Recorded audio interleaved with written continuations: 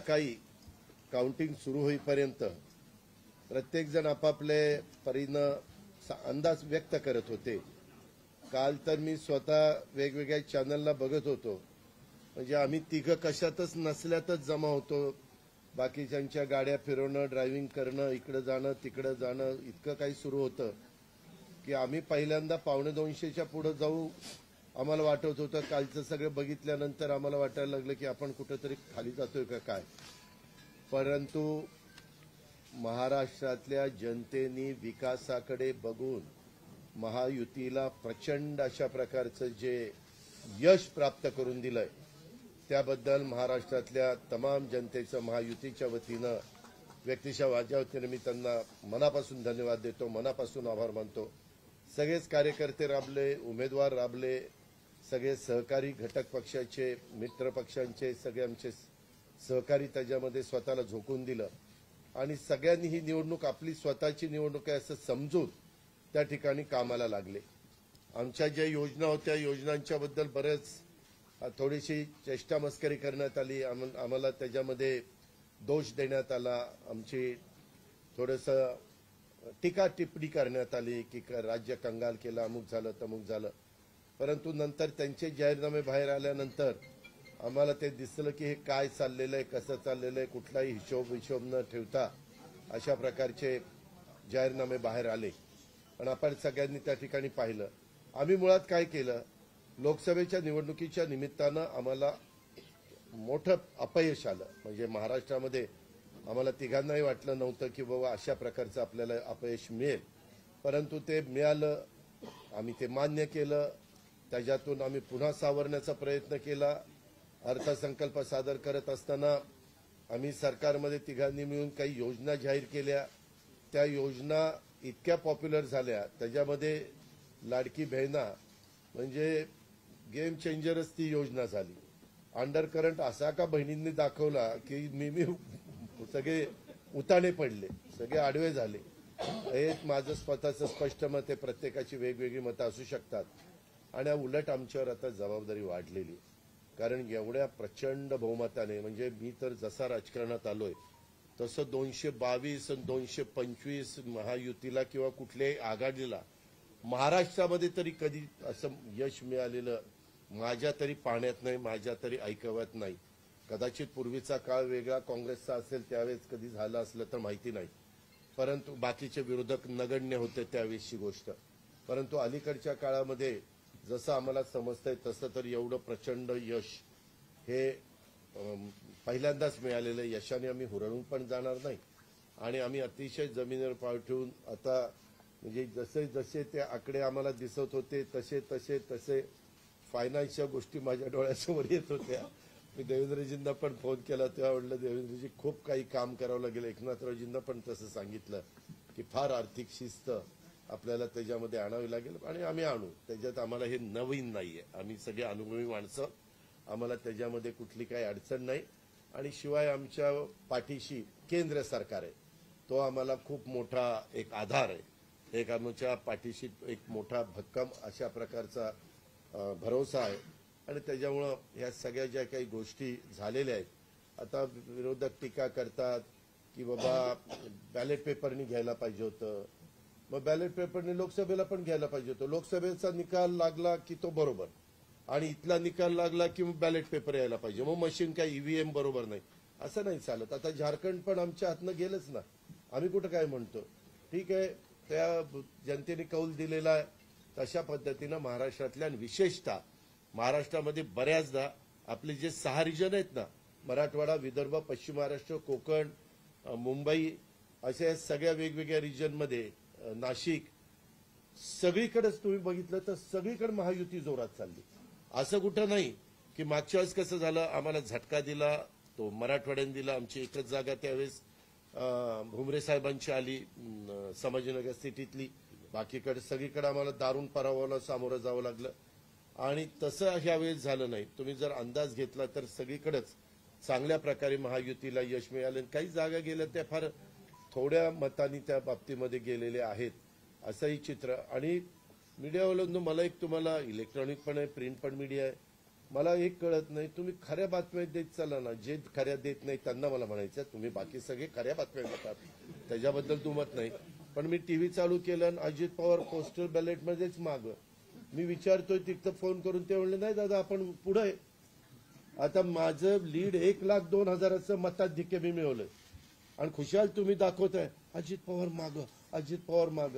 मग काही जण म्हणलं का रे असते दाखवतायत, टीआरपी त्याच्याशिवाय वाढत नाही. अरे तुमच्या टीआरपीला आम्हाला का मातीत घालताय, आमची का बदनामी करताय. त्याच्यामध्ये मी नंतर पुन्हा अधिकाऱ्यांच्याकडनं माहिती घेतली की नक्की पोस्टल बॅलेट किती झाले. पोस्टल बॅलेटमध्ये पण आम्ही पुढे होतो आणि रेग्युलर मतदानामध्ये पण पुढे होतो. सांगायचं तात्पर्य की बाबा तुमच्यावर सगळ्या चॅनलवर जनतेचा एवढा विश्वास आहे, म्हणजे विश्वास नाही ते सकाळच्या 9 वाजताच्या भोंग्यावर विश्वास नाही, पण बाकीच्यांवर फार विश्वास आहे. माझं एवढंच म्हणणं आहे की खऱ्या बातम्या दिल्या तर काही वाईट होणार नाही. पण खूप चांगलं यश मिळालं. अजून पण काही काउंटिंग चालू आहे, काही ठिकाणी रिकाउंटिंग मागितलेलं. ठीक आहे, तो त्यांचा प्रत्येकाचा अधिकार आहे. पण खरोखरीच सगळ्याच राज्यातली जबाबदारी आम्हा महायुतीवर वाढलेली आहे आणि त्या उलट आम्हाला अधिक जास्त बारकाईनं इथून पुढे काम करावं लागणार आहे. कारण एवढं दैदिप्यमान यश या सगळ्यांनी मिळून दिलेलं आहे आणि जनतेचे मानावे तेवढे आभार कमीच आहेत. म्हणजे काय आता त्यांच्याकरता, म्हणजे त्यांच्या ऋणातच आम्ही राहू इच्छितो. आणि 5 वर्ष अक्षरशः अतिशय एकोप्याने ही युती शेवटपर्यंत कशा पद्धतीनं काम करेल आणि जनतेने टाकलेल्या विश्वासाला कुठल्याही परिस्थितीमध्ये तडा जाऊन दिला जाणार नाही. अतिशय चांगल्या पद्धतीनं राज्याच्या सर्वांगीण विकासाच्या करता जसं आम्ही विकास हा केंद्रबिंदू मानून पुढे गेलो, तशाच पद्धतीचं काम इथून पुढच्या काळामध्ये देखील महायुतीच्या वतीनं त्या ठिकाणी चालेल, अशा प्रकारची खात्री मी आपल्या पत्रकार मित्रांना पण देतो आणि आपल्या मार्फत महाराष्ट्रातल्या तमाम जनतेला देतो. पुन्हा एकदा मतदार बंधू भगिनींचं, सर्वांचं, मीडियाचं, इलेक्ट्रॉनिक प्रिंट, सर्वांचं मी मनापासून आभार मानतो, मनापासून धन्यवाद देतो. धन्यवाद. अरे मराठी मातृभाषा अभिजात भाषेचा दर्जा आत्ताच दिलाय ना, लगेच विसरायला लागला. नाही नाही, ते दिल्लीत बोलतं. मी माझी भावना मगाशीच मांडली आहे. केवळ आत्ता एवढंच सांगेन की महाराष्ट्राच्या जनतेसमोर आम्ही नतमस्तक आहोत. जनतेने ज्या प्रकारचा विजय दिलेला आहे, खऱ्या अर्थानं हा विजय एक प्रकारे आमची जबाबदारी वाढवणारा विजय आहे. देशाचे प्रधानमंत्री मोदीजींवर महाराष्ट्राने दाखवलेला विश्वास आहे आणि त्यामुळे आता आम्हाला खूप काम महाराष्ट्रामध्ये करावं लागेल याची आम्हाला जाणीव होते आहे. म्हणून पुन्हा एकदा महाराष्ट्रातल्या सगळ्या मतदारांच्या चरणी आम्ही नतमस्तक होतो आणि त्यांना आश्वस्त करतो की त्यांनी जो विश्वास दाखवला त्या विश्वासाला आम्ही तडा जाऊ देणार नाही. सगळ्यांचे अतिशय मनापासून आभार.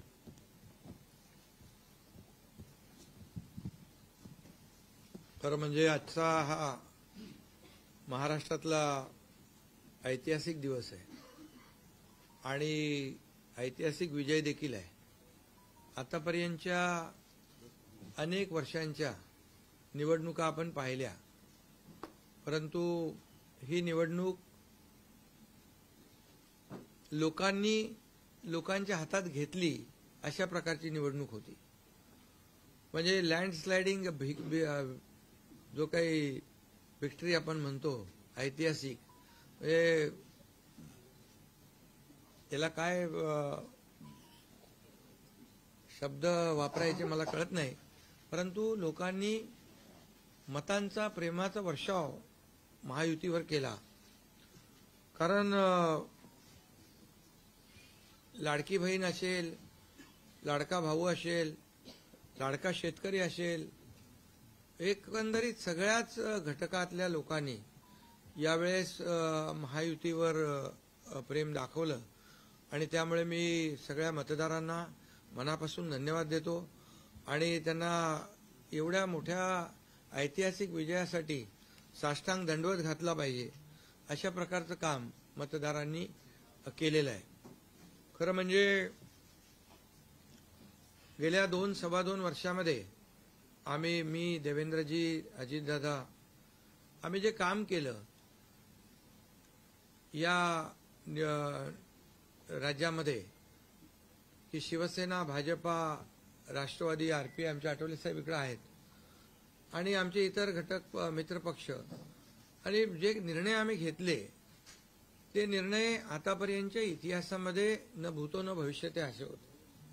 म्हणजे एकीकडे विकास केला आम्ही, डेव्हलपमेंट, म्हणजे जे 2.5 वर्षात महाविकास आघाडी सरकारने जी काही कामं बंद पाडली होती, स्पीड ब्रेकर टाकले होते, सगळी कामं थांबवली होती. तुमच्या काळातली जी कामं, जसं महाविकास आघाडीचं सरकार 2019ला आलं त्यानंतर ती सगळी कामं बंद पाडली, त्याला स्टे दिले आणि ते स्टे आम्ही सगळे काढले आणि कामं सुरू झाली. मग अटल सेतू झाला, समृद्धी झाला, आपला कोस्टल झाला आणि मेट्रो झाली, कारशेड झालं आणि मोदी साहेबांच्या शुभ हस्ते त्याचं आम्ही उद्घाटनही करू शकलो. ज्याचं भूमिपूजन मोदी साहेबांनी केलं त्याचं उद्घाटन करण्याचे भाग्य आम्हाला मिळालं आणि त्यामुळे कामाला आम्ही प्राथमिकता दिली, विकासाला आम्ही प्राधान्य दिलं आणि आम्ही त्यामध्ये एकच डोळ्यासमोर ठेवलं की या राज्याचा सर्वांगीण विकास.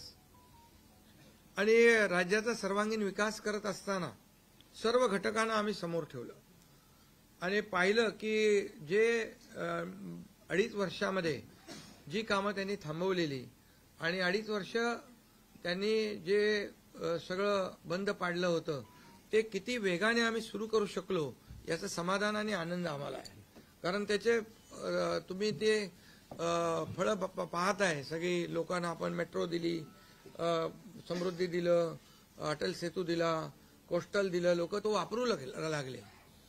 आणि त्याचबरोबर दुसरीकडे कल्याणकारी योजना आम्ही केल्या.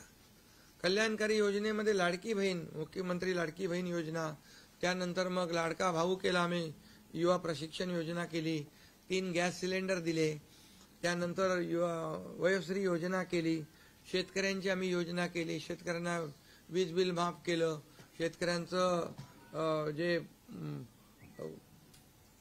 किती 7.5 HP पंपाच्या, 3, 5, 7.5 आणि त्या पंपाचं वीज बिल माफ केलं.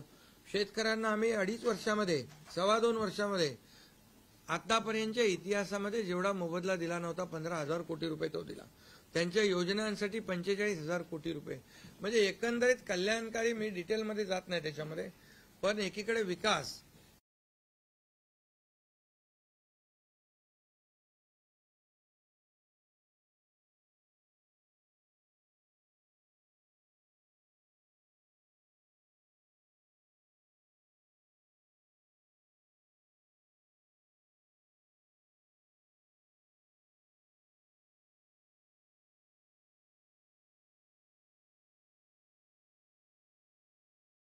मग सर्वसामान्यांचं सरकार म्हणताना सर्वसामान्याला काय मिळालं याचा विचार आम्ही केला.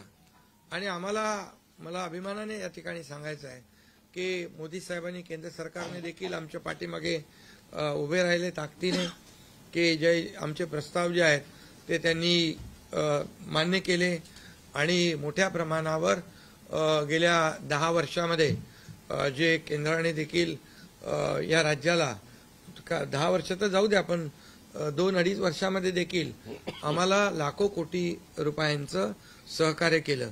त्यामुळे एक डबल इंजिनचं सरकार देखील या राज्यामध्ये, वेगवान सरकार, गतिमान सरकार, निर्णय घ्यायला धडाधड निर्णय घेतले आम्ही. त्यामुळे 2.5 वर्षात सिंचन प्रकल्प 4 त्यांनी केले महाविकास आघाडीने, आम्ही होतो तिकडे. आणि आता आमच्या वेळेस सुप्रमा 124 सुप्रमा दिल्या. म्हणजे एक फक्त उदाहरण की अशा प्रकारचं काम आम्ही केल्यामुळे या राज्यातल्या जनतेने, सर्वसामान्य माणूस आम्ही केंद्रबिंदू मानला. म्हणजे त्याच्यामध्ये महिला आहेत, गरीब आहे, युवक आहे, शेतकरी आहे, यांना आम्ही केंद्रबिंदू मानून काम केलं आणि त्यांच्यासाठी आम्ही योजना केल्या.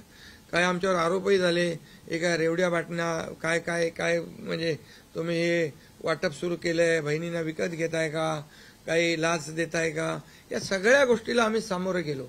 कोर्टामध्ये काही लोक गेले ही योजना बंद करण्यासाठी. आणि म्हणून लाडकी बहीण योजना जी आहे, त्याचबरोबर शासन आपल्या दारी, आम्ही ह्याच्यापूर्वी शासन आपल्या दारी आम्ही केलं. डायरेक्ट तेव्हाही योजना होत्या, पूर्वी लाभही होते, सगळं होतं, परंतु लोक कंटाळून ते योजनांचा लाभ घेण्यापासून वंचित राहत होते. आम्ही 5 कोटी लोकांना त्याचा लाभ दिला, शासन आपल्या दारी. आणि आपल्या लाडकी बहीण योजना, यामुळे एकंदरीत लोकांनी विश्वास ठेवला की हे देणारं सरकार आहे, हे फक्त बोलणारं सरकार नाही आहे. आणि म्हणून देणारं सरकार आहे याच्यावर विश्वास ठेवला आणि कल्याणकारी योजना ज्या केल्या आम्ही फक्त बोललो नाही, तर 5 इन्स्टॉलमेंट लाडक्या बहिणींच्या खात्यात टाकले सुद्धा. आणि आम्हाला माहित होतं हे विरोधक सावत्र भाऊ आमच्या या नोव्हेंबरच्या पैशामध्ये अडकाटी आणतील, म्हणून आम्ही ऑक्टोबरमध्येच आचारसंहिता लागायच्या अगोदर नोव्हेंबरचे पण पैसे दिले. कारण शेवटी आम्ही देण्याची नियत आमची आहे, नियत साफ आहे. कारण आम्ही फक्त कागदावर योजना ठेवायच्यासाठी केलं नाही. आणि त्यामुळे एकंदरीत या राज्यामध्ये सर्वसामान्यांचं सरकार सर्वसामान्यांसाठी काहीतरी करतंय ही भावना प्रत्येकाच्या मनामध्ये निर्माण झाली. आणि आम्ही म्हणालो कॉमन मॅन. आता कॉमन मॅनने आम्ही ठरवलंय की त्यांच्या जीवनामध्ये काही बदल घडवून चांगले दिवस आणून त्याला सुपरमॅन करायचं. पण त्यांनी आम्हाला या निवडणुकीत सुपरमॅनसारखं काम करून दाखवलं आणि एवढं भरभरून त्यांनी आशीर्वाद दिले की लोकांनी एवढंच आहे की यामध्ये बऱ्याचशा गोष्टी स्पष्ट झाल्या. लोकांनी कल्याणाचं आणि विकासाचं राजकारण स्वीकारलं. लोकांनी सुडाचं, आरोपाचं, द्वेषाचं राजकारण झिडकारलं. आणि म्हणून 2 निवडणुका ज्या लोकसभेमध्ये पण आणि लोकसभेत फेक नरेटिव्ह वगैरे सगळं केलं, काय केलं, संविधान बदलणार वगैरे, सगळ्या जातीमध्ये भीती निर्माण केली, प्रत्येकाला घाबरवलं, तरी सुद्धा एवढं होऊन पण प्रधानमंत्रीपदी मोदी साहेबच बसले. आता ते म्हणाले जनतेच्या दरबारात जाऊ, आम्ही जनतेच्या दरबारात जाऊ, लोकसभेच्या वेळेस पण गेले. पण शेवटी एवढं करून, एवढे सगळं खोटं नाटं सांगून, लोकांना घाबरवून पण प्रधानमंत्रीपदी शेवटी मोदी साहेब बसले. आणि आताही म्हणाले आम्ही जनतेच्या दरबारात जाऊ. आता जनतेने त्यांना जो काय मॅन्डेट द्यायचा तो दिलेला आहे. आणि त्यामुळे जनतेने पूर्णपणे विकासाला आणि कल्याणकारी योजनांना स्वीकारलेला आहे. यामध्ये लोक रोज आमचं सरकार स्थापन झाल्यापासून रोज सरकार पडणार रोज आम्हाला 3-4 शब्द ठेवले होते त्यांनी. ते शब्द तुम्हाला माहित आहे, मी ते परत त्याचा उच्चार करू इच्छित नाही. पण 4था शब्द होता का? नाही. पण आम्ही त्याला आरोपाने उत्तर नाही दिलं. आम्ही कामातून उत्तर दिलं त्याला. आणि कामातून उत्तर दिलं आणि ते काम लोकांना भावलं की बाबा हे काम करणारे लोक आहेत आणि काम सर्वसामान्य लोक आहेत. मी स्वतःला काय समजायचो, सीएम म्हणजे चीफ मिनिस्टर, मी म्हणायचो कॉमन मॅन आहे. आता कॉमन मॅनमध्ये मी जायचो. आता आमचे दोन्ही उपमुख्यमंत्री दोन्ही आम्ही 24/7 काम करत होतो. आणि याच्यामुळे घरी बसून सरकार चालवता येत नाही, फेसबुकवरून सरकार चालवता येत नाही, हे स्पष्ट झालेलं आहे. आणि म्हणून आम्ही लोकांच्या, बाळासाहेब सांगायचे, कार्यकर्ता घरात नाही लोकांच्या दारात शोभून दिसतो. शासन आपल्या दारी आम्ही घेऊन गेलो आम्ही. आणि म्हणूनच आज बाळासाहेबांच्या विचारांनी आम्ही सरकार स्थापन केलं 2019ला मोदी साहेबांच्या आशीर्वादाने. आणि 2019ला जे सरकार स्थापन व्हायला पाहिजे होतं ते सरकार स्थापन झालं नाही, ते लोकांनी बरोबर लक्षात ठेवलेलं आहे. लोक ते विसरलेले नाहीत. आणि म्हणून या निवडणुकीत देखील कोण कुठल्या पक्षाचा, आता तुमचा कुठला पक्ष आहे? तुमचा राष्ट्रवादी घड्याळ. आता तो कोणाचा आहे ते लोकांनी ठरवलं. आणि शिवसेना कोणाची आहे तेही ठरवलं.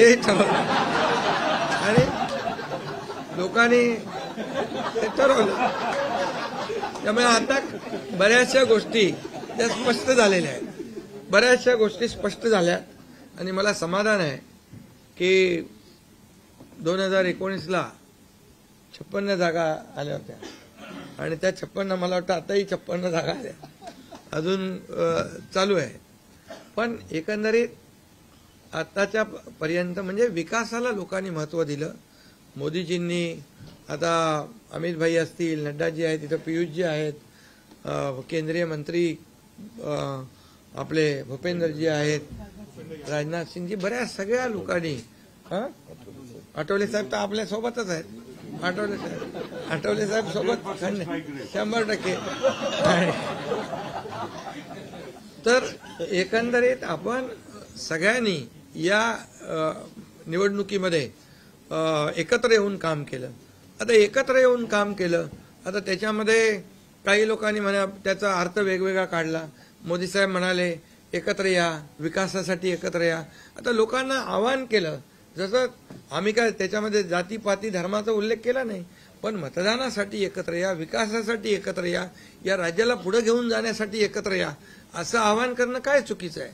आणि लोकांनी ते एकत्र येऊन एकजुटीचं दर्शन या निवडणुकीमध्ये घडवलं आणि मतांची टक्केवारी वाढली, मतदानाची टक्केवारी वाढली, महिलांच्या, आमच्या लाडक्या बहिणींच्या टक्केवारी वाढली. आतापर्यंत महिलांचं टक्केवारी कमी असायची पुरुषांपेक्षा, पण यावेळेस ती टक्केवारी जास्त आहे.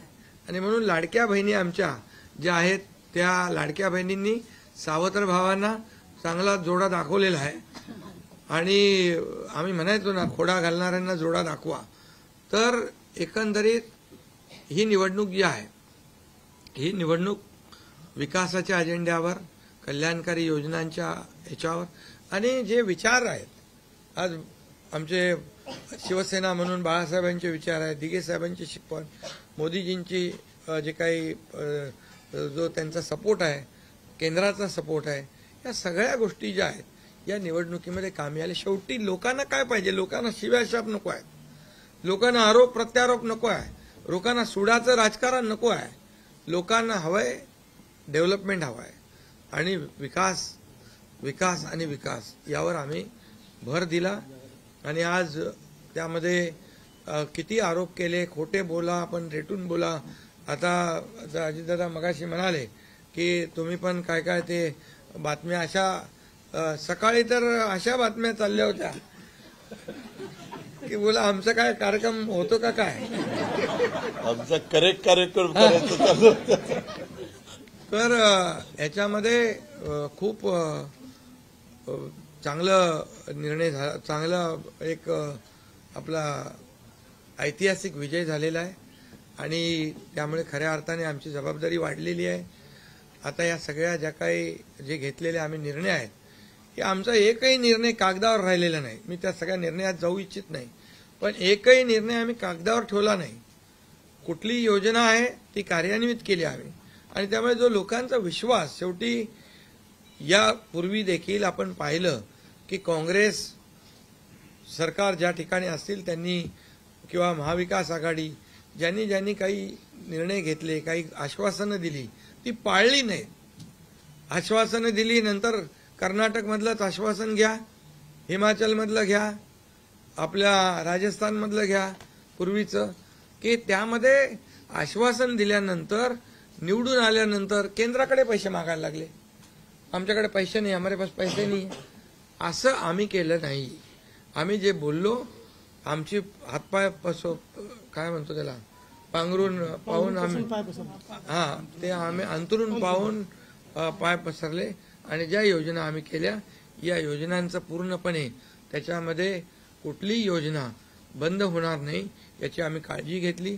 सगळे नियम आम्ही पाळले, सगळ्या आरबीआयच्या, केंद्र सरकारच्या गाईडलाईन आम्ही पाळल्या, कुठलंही व्हायलेशन आम्ही केलं नाही. आर्थिक दृष्टिकोनातून जे काही आम्ही नियोजन करायचं ते केलं. आणि त्यामुळे त्यांना लोकांनी खोटं ठरवलं. ते आम्हाला म्हणाले तुम्ही लाडकी बहीण योजना देताय, पैसे कुठून आणणार, पैसे कुठून हे फसवं आहे. आणि त्यांनीच आमची योजना चोरून नंतर त्यांच्या वचननाम्यामध्ये टाकली. मग तुम्ही कुठून आणणार? म्हणजे लोकांना कळलं की हे फक्त बोलतायत, करणार नाहीत. आणि विश्वासाचा भाग आहे. आम्ही 2-2.5 वर्षामध्ये जे करून केलं ते लोकांसमोर आहे. आम्ही कुठलंही काही याच्यामध्ये लपवाछपवी केली नाही. जे आहे ते स्पष्टपणे आम्ही मांडलं लोकांच्या समोर. लोकांच्या दरबारामध्ये आम्ही गेलो आणि लोकांना काम आवडतं, लोकांना विकास पाहिजे, लोकांना कल्याणकारी योजना पाहिजेत, ते आम्ही देण्याचा प्रयत्न केला आणि विकासाकडे या राज्याला नेण्याचा आम्ही प्रयत्न केला. यामध्ये केंद्राचा आम्हाला खूप मोठ्या प्रमाणावर सपोर्ट मिळाला. 10 वर्षामध्ये, मी तो आकडा अगोदर पण मी सांगितला होता, मनमोहन सिंग प्रधानमंत्री होते, 10 वर्षात राज्याला त्यांनी 2 लाख कोटी दिले. पण यावेळेस 10 वर्षामध्ये मोदीजींनी 10 लाख कोटी दिले. हे आताचं नवीन उदाहरण तर 76,000 कोटी वाढवण बंदर आहे, डिगी बंदर आहे. अशी म्हणजे डेव्हलपमेंटसाठी जे आहे, मग ते एअर कनेक्टिव्हिटी असेल, water connectivity, rail connectivity, road connectivity असेल, अनेक प्रकल्पांना जे काही पाण्याची योजना असतील आमच्या, त्या सगळ्याला खूप मोठ्या प्रमाणावर सपोर्ट केला आणि त्यामुळे आम्ही या राज्याला विकासाकडे घेऊन जाऊ शकलो आणि लोकांना कल्याणकारी योजना आम्ही देऊ शकलो. आणि लोकांना आम्ही याच्यामध्ये मतं नाही, आम्ही लोकांची मनं जिंकलेली आहेत. आज लोकांना शेवटी काय, विश्वास महत्वाचा आहे. विश्वासावर सगळ्या गोष्टी चालतात. तुम्ही काही सांगा आणि नंतर त्या हात वरती करा, अशा प्रकारचं काम आमच्याकडून झालं नाही. आणि त्यामुळे आम्ही काम करणारे लोक आहोत, कार्यकर्ते आहोत आणि म्हणून आम्ही 24/7 काम केलं. जेव्हा जेव्हा शेतकरी अडचणीत आला तेव्हा तेव्हा त्याच्या मागे आम्ही उभं राहिलो, त्याला वाऱ्यावर आम्ही सोडलं नाही. आणि त्यामुळे जो जो सर्वसामान्य घटक जेव्हा जेव्हा अडचणीत आला त्याच्या मागे आम्ही उभं राहण्याचं काम केलं. त्यामुळे एक प्रकारचं हे सरकार जे आहे, एक पाठीराखा सरकार, एक सरकार जे आहे हे सर्वसामान्याला न्याय देणारं सरकार आहे. जनतेच्या पाठीमागे ताकदीने उभं राहणार सरकार आहे. जसं आमच्या मागे केंद्र सरकार ताकदीने उभं राहिलं तसं आम्ही जनतेच्या मागे उभे राहिलो. आणि म्हणूनच आम्हाला हा असा प्रचंड दैदिप्यमान हा विजय मिळालेला आहे. आणि आम्ही या विजयाचं श्रेय जे आहे आमच्या मतदारांना देतो, जनतेला देतो. जे आमचे महायुतीचे सर्व कार्यकर्ते आहेत त्यांनी मेहनत घेतली आहे त्या सगळ्यांना देतो. आणि म्हणूनच यापुढे जे काही काम आहे या जनतेच्या हितासाठी करणं एवढंच आमची जबाबदारी आहे. त्यामुळे पुन्हा एकदा मी आपल्या सगळ्या पत्रकारांना मनापासून धन्यवाद देतो, आपलेही आभार मानतो. आणि आता इथून पुढे तुम्ही खऱ्या चांगल्या बातम्या दिल्या तर तुमचा TRP वाढत जाईल. आमचे प्रकल्प जे आम्ही सुरू केलेत त्याच्या बातम्या द्या, लोकांच्या फायद्याचे जे प्रकल्प आहेत त्याच्या बातम्या द्या. देवेंद्र जी, वाचाळवीरांच्या बातम्या देऊ नका. देवेंद्र जी, एक सवाल ये है कि महाराष्ट्र में पिछले कुछ समय से जाति जाति में लगातार एक दंगा फैलाने की कोशिश हो रही थी. क्या स्थिर सरकार को लेकर की मैंडेट है क्या? दूसरा, वोट जिहाद शब्द आपने इस्तेमाल किया था, इस बार भी ऐसी कोशिश कई जगहों पर हुई थी, उसको कैसा जवाब? मुझे ऐसा लगता है कि प्रधानमंत्री जी ने एक जो नारा दिया था, एक है तो सेफ है, सब समाज को साथ में लाने वाली जो बात प्रधानमंत्री जी ने कही थी, महाराष्ट्र के लोगों ने उसको रिस्पॉन्ड किया है. और महाराष्ट्र के सभी समाजों ने एक साथ मिलकर एक बड़ा मैंडेट हमको दिया है. मुझे लगता है कि आज निश्चित रूप से जो लोग तुष्टीकरण की राजनीति करना चाहते थे, जो डिविजिव पॉलिटिक्स करना चाहते थे, उनको करारा जवाब जनता ने ही दिया है. और प्रधानमंत्री जी की बात को लोगों ने यहाँ पर एक्सेप्ट किया. आप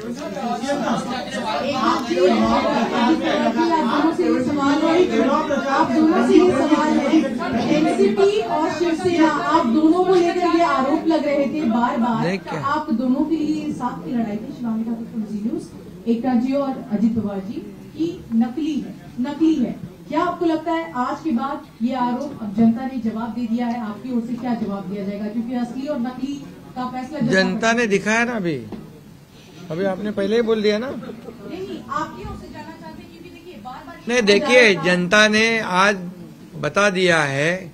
असली नकली में मैं जाऊंगा नहीं, लेकिन बाला साहब ठाकरे जी की विचारधारा वाली जो शिवसेना है, शिवसेना भाजपा की गठबंधन वाली जो शिवसेना है, एक विचारधारा वाली शिवसेना, आज लोगों ने तय कर लिया है कौन है, मैंडेट दिया है लोगों ने.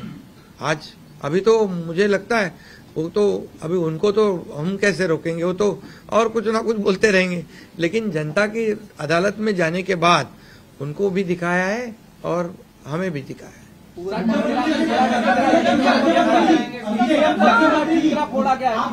ईवीएम का देखो, अभी झारखंड में ईवीएम अच्छा है क्या? झारखंड में, कर्नाटक में ईवीएम अच्छा था. जब भी अभी वो लोग पहले जब जीतने के बाद बोलते ईवीएम अच्छा है, इलेक्शन कमिश्नर अच्छा है, वो लोग तो सुप्रीम कोर्ट तक तो उनको सलाह मशवरा देते हैं. उनको वो जो यंत्रणा उनके बाजू से मतलब उनके फेवर में रिजल्ट आते अच्छी है। अभी तो वोटर लिस्ट पे भी उन्होंने ऑब्जेक्शन लिया था। तो जब हार जाते हैं तो बोलते ये यंत्रणा खराब है, जीतते तो बोलते अच्छा है। ऐसा कैसा है?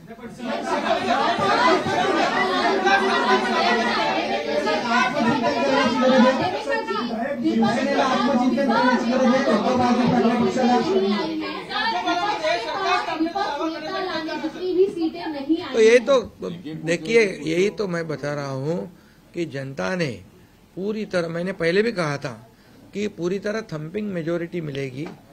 ये पूरा लैंडस्लाइड विक्ट्री है ये पूरी तरह। अभी ये जनता ने भरपूर दिया है। अभी उनको उनकी जगह दिखाइए।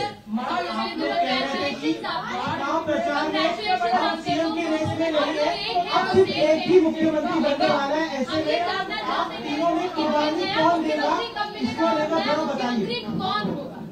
अरे भैया, अभी हम लोग अभी तो आंकड़े भी आने के अभी चालू है ना, काउंटिंग चालू है। अभी होने के बाद हमारी तीनों पार्टियां बैठेगी।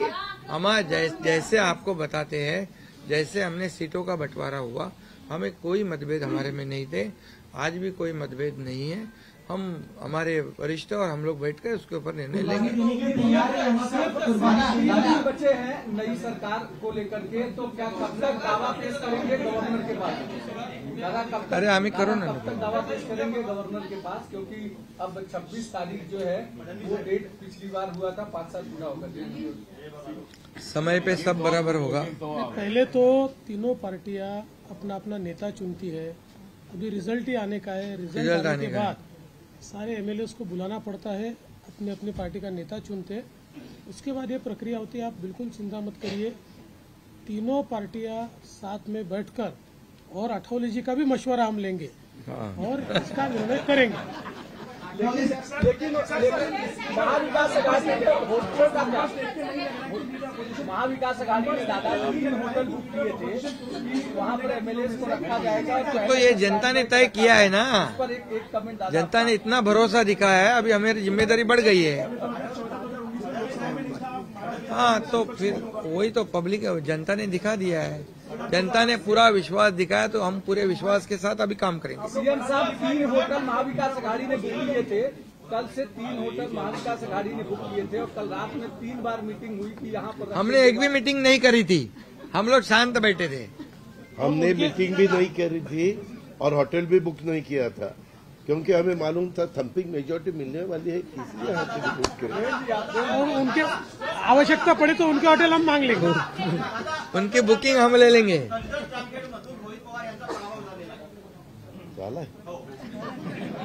नाही, बरेचसे झालेत ना, काँग्रेसचे मोठे बाळासाहेब थोरात आणि काय काय पृथ्वीराज चव्हाण, बहुत से लोगों का हुआ है।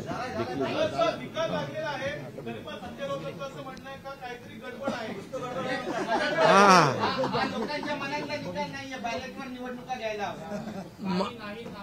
संजय राऊत बरोबर आहे।